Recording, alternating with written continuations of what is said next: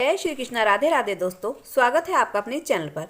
आज हम लेकर आए हैं आपके लिए गोपाष्टमी की दो पौराणिक कथाएं। तो कार्तिक शुक्ल अष्टमी गोपाष्टमी के नाम से जानी जाती है। इस दिन भगवान कृष्ण को गो चराने के लिए वन भेजा गया था।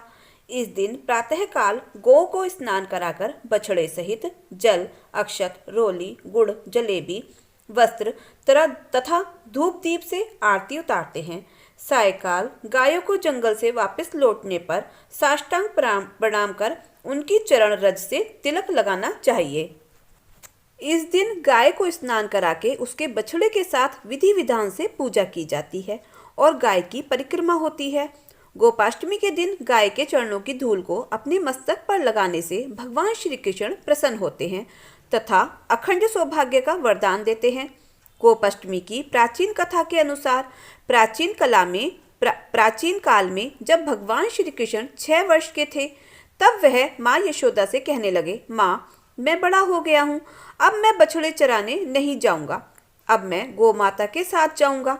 इस पर माता यशोदा ने नंद बाबा पर बात टाल दी और कहा, एक बार अपने बाबा से पूछ लो। इस पर भगवान श्री कृष्ण नंद बाबा से जाकर कहने लगे, बाबा बाबा, मैं बछड़े से नहीं बल्कि गाय चराने जाऊंगा।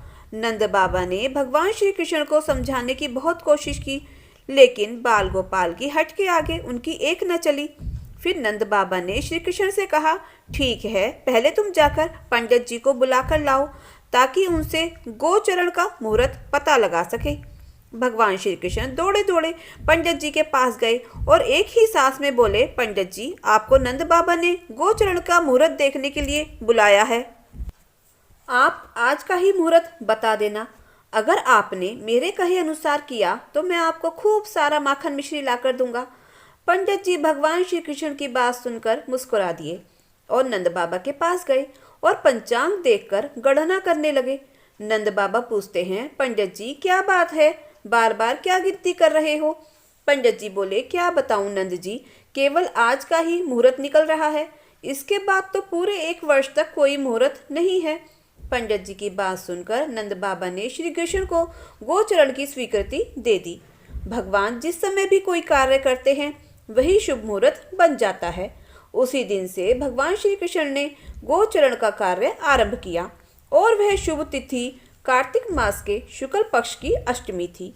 इसी वजह से इस तिथि को गोपाष्टमी के नाम से जाना जाता है। इस दिन कामधेनु गाय ने भगवान श्री कृष्ण का अभिषेक किया था और भगवान श्री कृष्ण गोविंद कहलाए थे। गोपाष्टमी की एक अन्य कथा के अनुसार जब भगवान श्री कृष्ण ने गोवर्धन पर्वत को अपनी कनिष्ठ उंगली पर धारण किया था, तब 7 दिनों तक इंद्र लगातार मूसलाधार वर्षा करते रहे और भगवान श्री कृष्ण ने गोवर्धन को अपनी उंगली पर उठाए रखा।